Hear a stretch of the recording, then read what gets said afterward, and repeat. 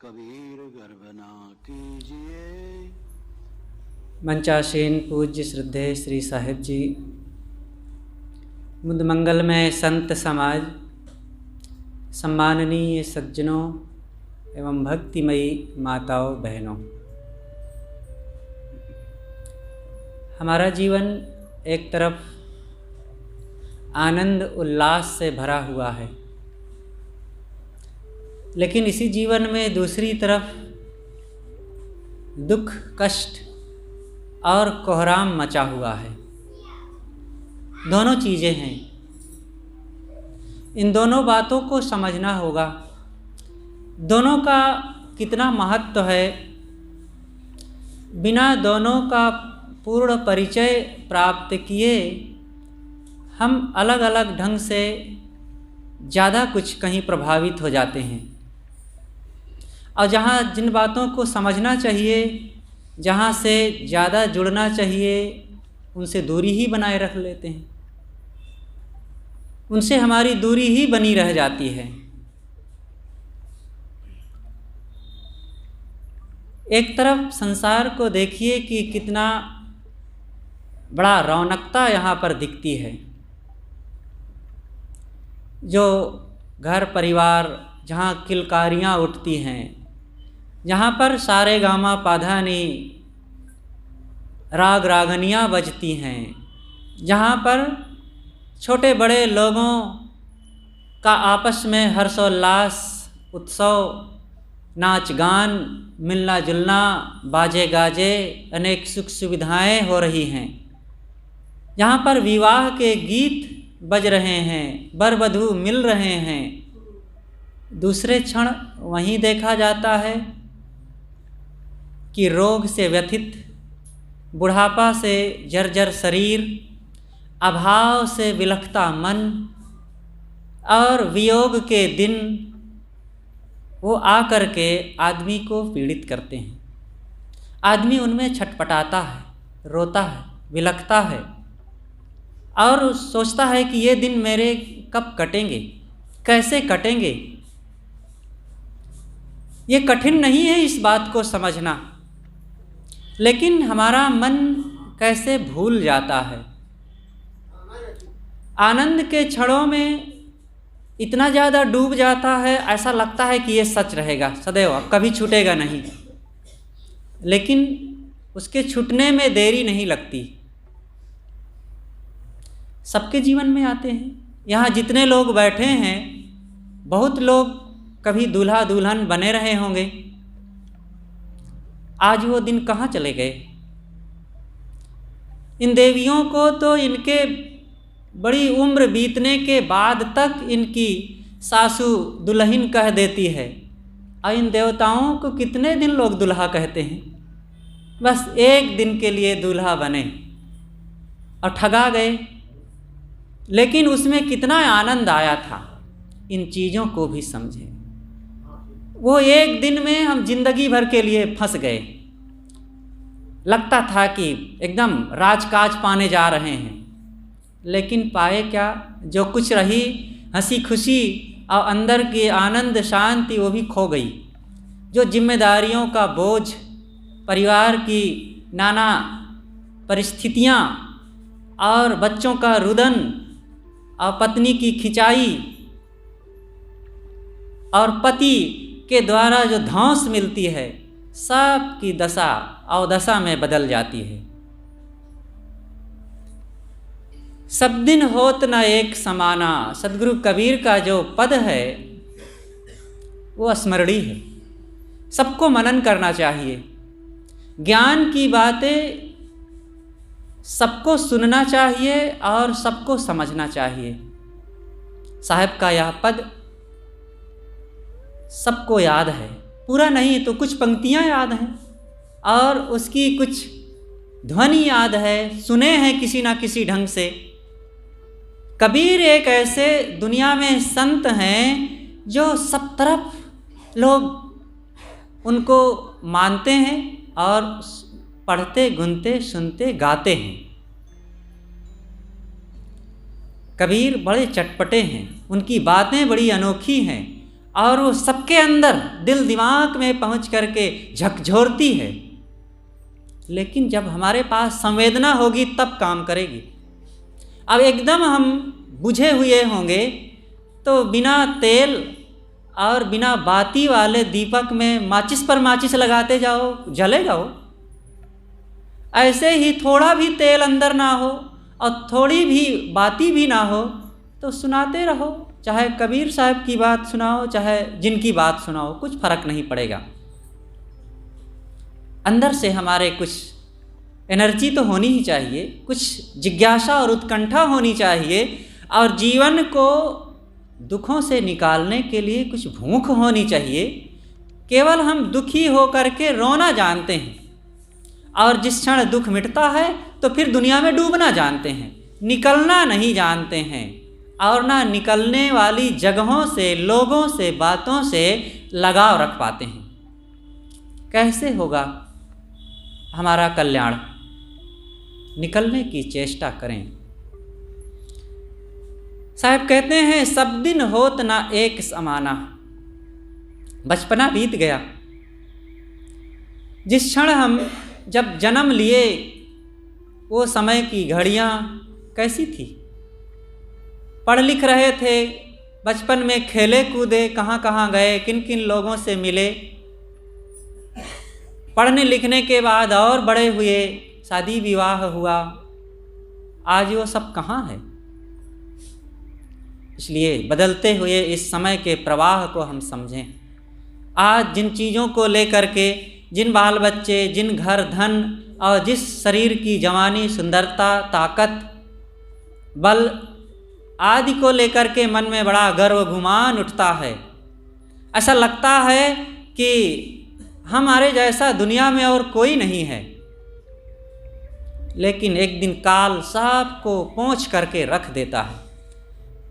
यहाँ बड़े बड़े बलवान, धुरंधर, बली और सुंदर छैल छबीले लोग आए और न जाने कहाँ खो गए। समुद्र में जैसे एक राई का दाना गिरे और फिर उसको खोजो, कहाँ मिलेगा? खोजने पर भी नहीं पता चलता कहाँ। ऐसे इस अनादि संसार में हम जैसे करोड़ों अरबों लोग आए और कहाँ खो गए पता नहीं। आजकल में हम भी खो जाएंगे। इसलिए इस शरीर को संसार में विलीन होने के पहले हमें अपनी आत्मा में, अपने स्वरूप में विलीन होने का काम करना चाहिए। लोगों में ये धारणा बहुत है कि परमात्मा में विलीन होना है। ये जीव तो अंश है और ये परमात्मा में मिलेगा तब इसका कल्याण होगा। जीव तो सबको समझ में आता है। आप जो रात दिन अनुभव कर रहे हैं, एक दूसरे से मिल रहे हैं, देख रहे हैं, बोल रहे हैं, ये सब कौन लगते हैं? ये सब जीव हैं। और जीव समझ में आते हैं। परमात्मा कहाँ पर मिलेंगे? वो कहाँ पर हैं जब जो उनमें हम विलीन होंगे, डूबेंगे? कहते हैं कि परमात्मा में ही मिल करके जीव का उद्धार होगा। लहर देख परती समुंदर न दिखते, ऐसे अचंभों को मुनियों ने लिखते। हमारे सिद्धांत में, पारक सिद्धांत में एक संत हुए हैं सदगुरु श्री निर्मल साहब। उन्होंने इसी बात पर व्यंग करते हुए कहा, लहर देख पड़ती समुंदर न दिखते, ऐसे अचंभों को मुनियों ने लिखते। लहर दिखाई दे रही है और समुद्र नहीं दिखाई दे रहा है। ऐसा कहीं होता है? आप जाओ समुद्र के किनारे, अरे आपके गांव में नदी तालाब होगा, वही देख लो। अब तालाब ना दिखे, नदी ना दिखे, समुद्र ना दिखे, लहर दिखे, यह आश्चर्य की बात है ना। ऐसा बाहर व्यवहार में नहीं होता है, लेकिन जिस बात के लिए ये कथन कही गई है वहाँ पर यही घट रहा है। लोग कहते हैं कि परमात्मा महान है, परमात्मा श्रेष्ठ है, जीव कुछ नहीं है, वो तुच्छ है, नाचीज है, किंचिज्ञ है, अल्पज्ञ है।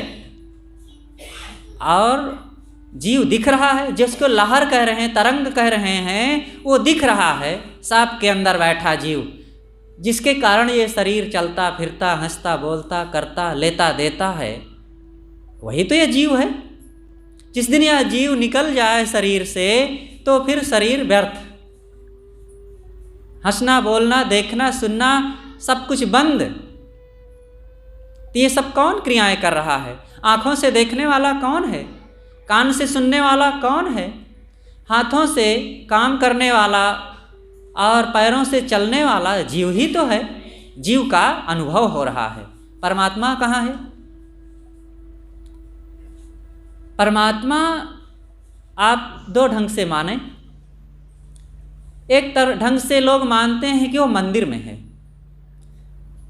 कुछ लोग कहते हैं नहीं वो आकाश में है, कुछ लोग कहते हैं नहीं वो शून्य में है, कुछ लोग कहते हैं वो अलौकिक कोई लोक है वहाँ पर है, गोलोक, साकेत लोक, शिवलोक, ब्रह्मलोक। ये कल्पना की बात है, कहते हैं लोग, लेकिन अनुभव की बात नहीं है। लेकिन एक दूसरा जो कथन है, दूसरा जो विषय है वह यह है कि ये आत्मा ही परमात्मा है, यह भी तो कहते हैं लोग। और यही अनुभव की बात है, आत्मा ही परमात्मा है। तब फिर उसका साक्षात्कार क्यों नहीं होता? साक्षात्कार होगा जब किया जाएगा तब। देखिए, जब यही जीव, यही आत्मा जब मलिनताओं में डूबा था, लड़ाई झगड़ा कलह हिंसा हत्या मार काट, तब इसकी कितनी दयनीय स्थिति, मलिनता दुराचार में डूबा हुआ दुख चिंता भय असंतोष का क्षण क्षण अनुभव करते हुए समय बीत रहा था ना। आज आप लोग ही अनुभव कर रहे हैं कि आज वो सब नहीं है। भक्ति ज्ञान सत्संग का प्रभाव मिला और जीवन में सद्गुण सदाचार आया, बहुत कुछ भय चिंता मानसिक पीड़ा मिट गई। दुनिया के जो जितने तमाम दोष दुर्गुणों में डूबे हुए लोगों से अलग अनुभव कर रहे हैं कि नहीं? लेकिन अभी यात्रा पूरी नहीं हुई है। यही यात्रा और आगे कीजिए। जब मन को निर्ग्रंथ बना लेंगे, आसक्ति को मिटा लिया जाएगा, मोह कटते कटते और समाप्त हो जाएगा, तृष्णा क्षय हो जाएगी और अहंकार जितना नष्ट होता जाएगा, तब आपके अंदर वही परमात्म तत्व का उद्घाटन होगा। वही है आत्म शांति, वही है बाजत अनहद ढोल रे। अभी जो भजन में गाया गया, कहत कबीर आनंद भयो है बाजत अनहद ढोल रे। तब फिर अनाहत नाद की ध्वनि सुनाई देगी, अनहद ढोल बजेगा। वो बाहर से नहीं, भीतर में आनंद स्वर की जो लहरियाँ उठती हैं, निश्चिंतता और निर्भयता की, सदैव आत्म शांति की जो अनुभूति होती है, वही अनहद ढोल है। उसको हम समझें और जितना जितना मांझते जाएंगे अपने आप को, उतना उतना उसका साक्षात्कार होगा। इसलिए हम अपने जीवन को ही मांझें। कहा जाता है, दो कलाकार थे, वो चित्र बना रहे थे। राजा ने दोनों से कहा कि जिसका ज़्यादा चित्र सुंदर होगा, आकर्षक होगा, उसको इतना इनाम मिलेगा। तो दीवार की फलक पर चित्र बनाना शुरू किए, एक इस दीवार पर एक इस दीवार पर, बीच में पर्दा डाल दिया गया। एक व्यक्ति दीवार पर पेंटिंग करके और फिर चित्र बना रहा है, बढ़िया चित्र बनाया, और दूसरा वाला व्यक्ति वो दीवार को मांझ रहा है, और मांझते मांझते ही तैयार करते उसके बेश को कई दिन बीत गए और इधर चित्र बन गया। जब चित्र बन गया, पर्दा को हटाया गया। अब पर्दा जैसे ही हटा, ये चित्र जितना सुंदर दिख रहा था उससे अधिक सुंदर इधर दिखने लग गया। क्यों? क्योंकि इधर मांझ करके बेस को, दीवार की फलक को इतना बढ़िया मांझ दिया गया था, तैयार कर दिया गया था कि इसका प्रतिबिंब उस पर पड़ने लगा। और वो प्रतिबिंब कितना सुंदर होता है। आप लोगों ने अनुभव किया होगा कि ऐसे दिखता हुआ दृश्य उतना आकर्षक नहीं लगता, वही जब फोटो खींच करके आता है तो कितना अच्छा लगता है ना। वही दृश्य जंगल, पहाड़ और नदी, झरनों को जब टीवी में देखते हैं तो कितना अच्छा लगने लगता है। बस ऐसे ही है, मांझने का लाभ यही होता है। अपने अपने दिल दिमाग को जितना मांझा जाएगा उतना ही ये संसार का प्रतिबिंब हमारे लिए सुंदर लगेगा। यही संसार है दोनों के लिए। एक के लिए यह संसार चुभता है, कांटे खाए रहता है उसको रात दिन, उसको चैन नहीं मिलती, लुक छिप भाग करके डरते हुए और रोते चिल्लाते हुए उसके दिन कटते हैं, और रात दिन भयभीत रहता है, चैन नहीं पड़ती, नींद नहीं आती, भूख नहीं लगती, और वो अपनों से भी डरता रहता है। और एक बहुत आनंद पूर्वक, प्रसन्नता से, शांति से और निश्चिंत होकर के रहता है। उसको ये संसार बड़ा स्वर्गमय लगता है। अपने अपने अंदर का भाव है। जिस ढंग से हम अपने अंदर की जो ज़मीन को तैयार करेंगे उतना ही वहाँ पर वैसी खेती तैयार होगी। अब सोचे हम उस ज़मीन में कैसी खेती करते हैं, अपने दिल दिमाग में हम कैसे बीज बोते हैं। बीज अच्छा बोएं। जो बीज अब तक बोते आए हैं और उसकी फसल जो होती रही है, अगर आप उसको पसंद नहीं करते हैं, आपने आज तक जो कुछ बोया और काटा, अब वो पसंद है कि नहीं ये देख लीजिए।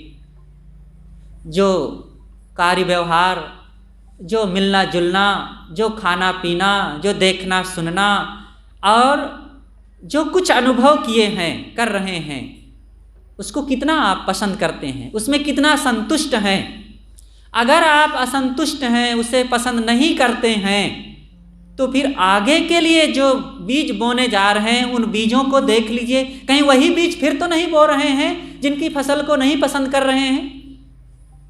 हम बीजों को देखते नहीं हैं, बोते चले जाते हैं, और जब फसल होती है तब कहते हैं हाय मुझे तो ये पसंद नहीं था, मुझे तो ये चाहिए नहीं था, मुझे तो ये बहुत बुरा लगता है।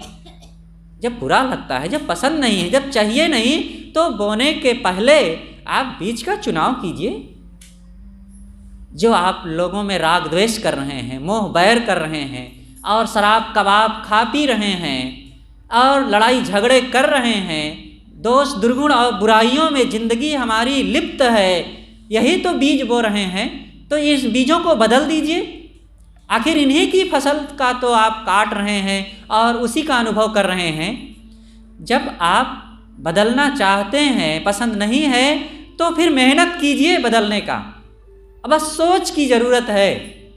जिस दिन सोच लेंगे उस दिन बदलने में देरी नहीं लगेगी, तुरंत बदल जाएंगे। ये ज़िंदगी बहुत जल्दी मोड़ अपना यू टर्न ले लेती है, बस सोच होने की ज़रूरत है। एक व्यक्ति जा रहा था और रुपए पैसे उसके पास बहुत थे और बहुत आनंद से जा रहा था, लेकिन एक दूसरा व्यक्ति मिला और कहा कि इधर खतरा है, मत जाओ, लोग बैठे हुए हैं और आपको लूट लेंगे, हो सकता है जान से भी मार दें। अब सोचिए, उस रास्ता को छोड़ने में उसे देरी लगेगी? बदलेगा कि नहीं बदलेगा? तुरंत वो रास्ता बदल देगा, जाना ही कैंसिल कर देगा, या रास्ता बदल देगा। बस ऐसे ही हम अपने ज़िंदगी के बारे में भी सोचें। जिस दिन ये भाव आ जाएंगे, समझ में आ जाएगा, तो बदलने में देरी नहीं लगेगी। इसीलिए कहा जाता है 1 मिनट में ज़िंदगी बदल जाएगी। वो 1 मिनट कौन से हैं? यही है, बस सोच का अंतर हो जाना। सोच लिए बदल गए, नहीं सोचे 20 साल निकल जाते हैं, वही राग द्वेष करते, वही मोह बैर करते, वही लड़ाई झगड़ा करते, वहीं घुसे हुए हैं घर परिवार में। उन्हीं बाल बच्चों से तू मैं कलह विवाद मारकूट होती रहती है। और फिर भी कोई कहता है चलो बाबा सत्संग में, अरे फुर्सत नहीं है। वही हो रहा है रात दिन, जिसमें पीड़ित होना चाहिए, पीड़ित होते हैं और फिर भी मन से निकलने का नाम नहीं लेते। वही मोह आसक्ति में डूबे रहने के लिए मन निरंतर उसी में चाहता है कि हम पड़े रहें। बदलना चाहिए, यही है जीवन का बदलाव। नहीं बदलेंगे तो अपने आप ये प्रकृति तो बदल ही रही है। बचपना बदल गया कि नहीं, जवानी के रूप में, और जवानी बुढ़ापा के रूप में। काले बाल सफ़ेद हो गए और अब सफ़ेद नहीं बदलने वाले हैं, ये और सफ़ेद होते ही जाएंगे। कबीर साहब ने कहा है, भंवर उड़े बगु बैठे आई, रैन गई दिवसों चली जाई। हल हल कांपे बाला जीव, ना जाने का करी हैं पीव। काचे बासन टिके न पानी, उड़ गए हंस काया कुम्भिलानी। काग उड़ावत भुजा पिरानी, कहीं कबीर यह कथा सिरानी। भंवर उड़े बगु बैठे आई, भंवरे उड़ गए और बगुले आकर के बैठ गए। समझ में आ रहा होगा कुछ कुछ। कबीर साहब की जो शैली है, जो उनको समझेगा तो एक बहुत बड़े दर्शन को समझेगा। बहुत बड़ी उसमें गहराई छिपी हुई है उनके कथन में। और ना समझे तो कहते हैं ये बेसिर पैर की बात है, ये कौआ भंवरा और बगुला कहने का क्या मतलब है। लेकिन नहीं, भंवरे मतलब, भंवरे किस कलर के होते हैं? लाल लाल, काले काले। काले भंवरे मतलब ये देखो काले काले हैं। हमारे भी अभी काले हैं, ना जाने कितने दिन रहेंगे, ज़्यादा समय नहीं है। अब बगुले आ गए हैं, कभी कभी अब बैठने लगे हैं। तो ये काले बाल वाले, साहब ने एक जगह और कहा है, कारे मूड़ को ये कहूँ न छाड़ी। ये काले मूड़ वालों को ये माया ने किसी को नहीं छोड़ा। माया सबको रगड़ती है। अब काले मूड़ वाले नौजवानों को तो और पकड़ पकड़ के रगड़ती है और दबोचती है। इसलिए नौजवान सावधान रहें। ये नौजवानी ज़्यादा दिन नहीं रहेगी, और इस नौजवानी के जोश और उमंग उत्साह में कहीं दोष दुर्गुण न आने पावे, नहीं तो बाद में बहुत पछताना पड़ता है। बहुत चलना संभल संभल के, 2 दिन की जिंदगी है। 2 दिन की जिंदगी में मत दाग तू लगाना, चलना संभल संभल के, माया नगर यही है। ये माया की नगरी में सब ठगा जाते हैं। जो बच बच के संभल संभल करके चलता है, जैसे कोई गर्भवती नारी होती है, बहुत संभल संभल करके चलती है, उसके उठने बैठने चलने में सावधानी होती है, कहीं उसको खतरा ना हो जाए। ऐसे हर इंसान को सोचना चाहिए। सबका जीवन बड़ी विपत्तियों से और दुखों से भरा हुआ है। कोई ना सोचे कि बस अब हमारा जीवन कुछ नहीं करना, कोई दुख नहीं है। अचानक सबके प्रारब्ध में कहाँ कौन रोग छिपा है, कौन सा दुख छिपा हुआ है, कौन सी विपत्ति किस क्षण आ जाए, कब आपका एक्सीडेंट हो जाए और कब मौत अचानक आ जाए, कह नहीं सकते। काल अचानक सबको मारे, बाल वृद्ध ना तरुण विचारे। ये जीवन बहुत ही सूक्ष्म है। इसके रहस्यों में, इसके पर्दे में न जाने कैसी कैसी घटनाएं छिपी हुई हैं। इसलिए कभी किसी प्रकार का अहम करने की आवश्यकता नहीं है। फूंक फूंक कर कदम रखें, समझ और सावधानी के साथ जीवन को जिएं, और जितना बन सके सत्संग, सदाचार, सद्कर्म और सत्संग का सेवन करें। संतों की संगति, सत्पुरुषों की सोहबत मिलती रहे, ये बड़े सौभाग्य की बात है। अगर यह नहीं होगा तो कुसंग मिलेगा, और कुसंग का परिणाम तो फिर जानते ही हैं कितना भयानक होता है।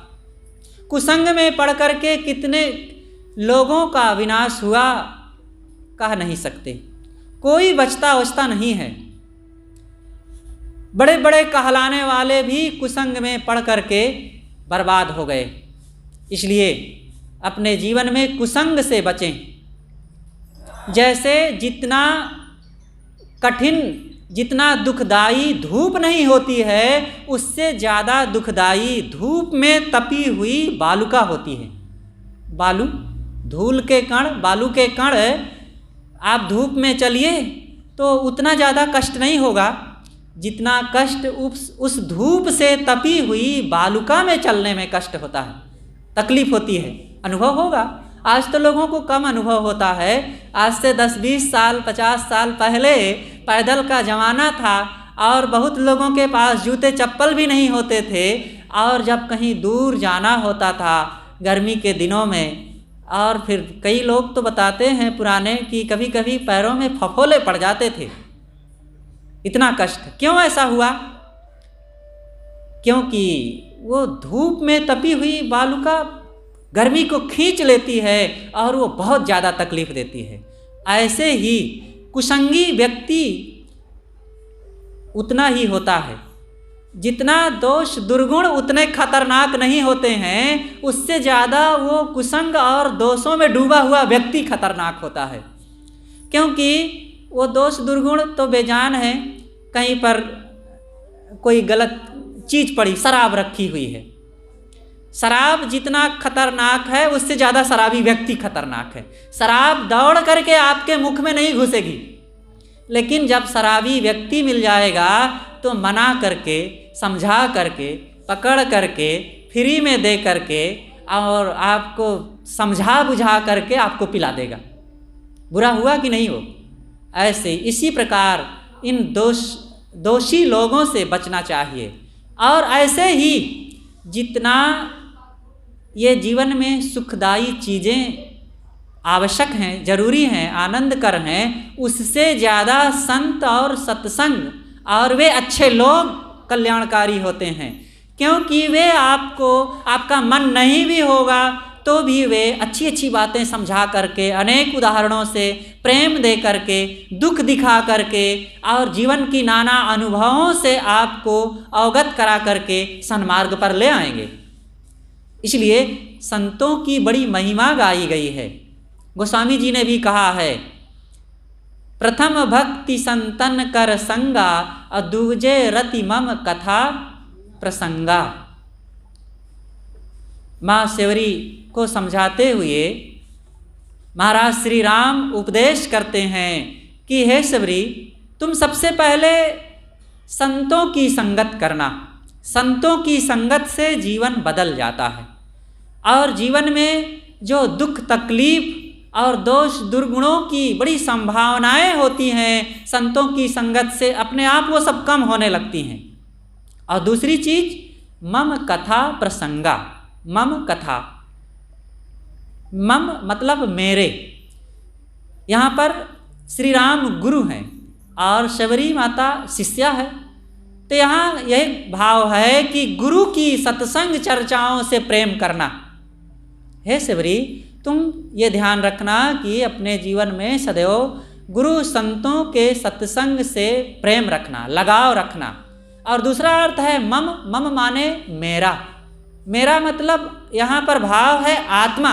जहाँ आत्मज्ञान की चर्चा हो, बोध विचार की चर्चा हो, जीवन कल्याण की चर्चा हो, उनसे प्रेम रखना।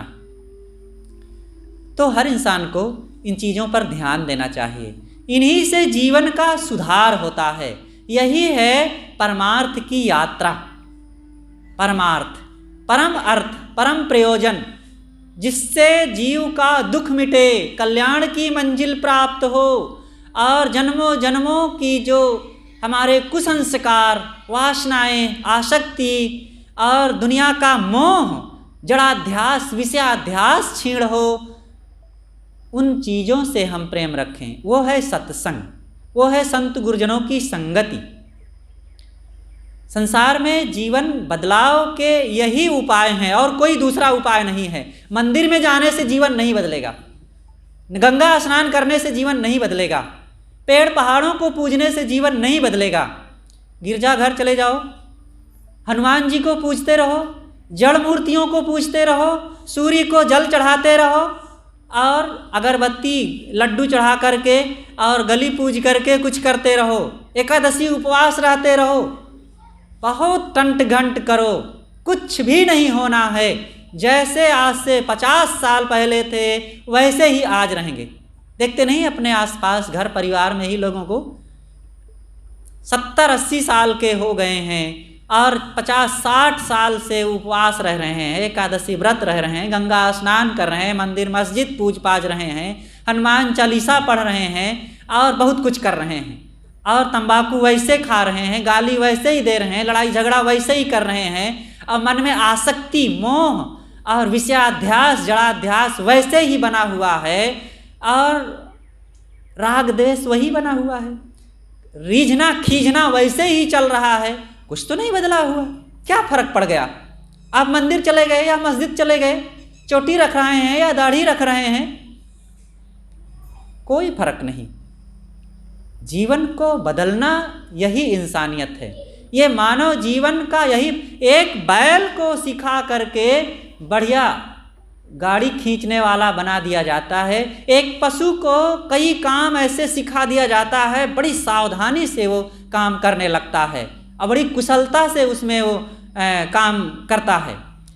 लेकिन मनुष्य भी सीखता है, दुनिया के इस भौतिक क्षेत्र में भी वो बहुत काम करता है। लेकिन सज्जनों, हम अपने मन की मोह को, आसक्ति को और नाना जंजालों को मिटाने के लिए हम क्यों नहीं तैयार होते, और अपने मन के उस अंधाधुंध को कैसे नहीं मिटाते हैं? इसलिए हमें ज्ञान, विवेक, विचार को समझने की ज़रूरत है, और आसक्ति, मोह को हम कैसे मिटावें, इन चीज़ों को हमें संत और गुरुजनों से, सत्संग से हमें सुझाव करने की ज़रूरत है, उससे बचें हम और कल्याण के उन साधनों को अपनावें, और जिससे हमारे मन की पीड़ा मिटे, अशांति मिटे और दुखों से हम बचें, वही काम हमें करना चाहिए। तो आप लोगों के बीच में काफ़ी देर से कुछ ज्ञान की चर्चाएं कर रहा था कि हमारे जीवन में जो मोह है, आसक्ति है, अहंकार है, वो कैसे मिटे और वो राग द्वेष कैसे मिटें, बाहर से लौट करके अंतर्मुख हम कैसे होवें। इसके लिए कुछ अनेक चर्चाएं हुई कि संत गुरुजनों का सत्संग मिले और अच्छे लोगों की संगत मिले, इसी से हमारे जीवन में बदलाव होगा। अपनी बातें यहीं पर मैं समाप्त करता हूँ। हमारे बीच पूज्य श्रद्धेय श्री साहेब जी विराजमान हैं। आपसे निवेदन करता हूँ मैं अपनी तरफ से और आप सबकी तरफ से कि आप अपने गंभीर विचारों से हम सबको लाभान्वित करने की कृपा करें। बोलिए सद्गुरु देव की जय।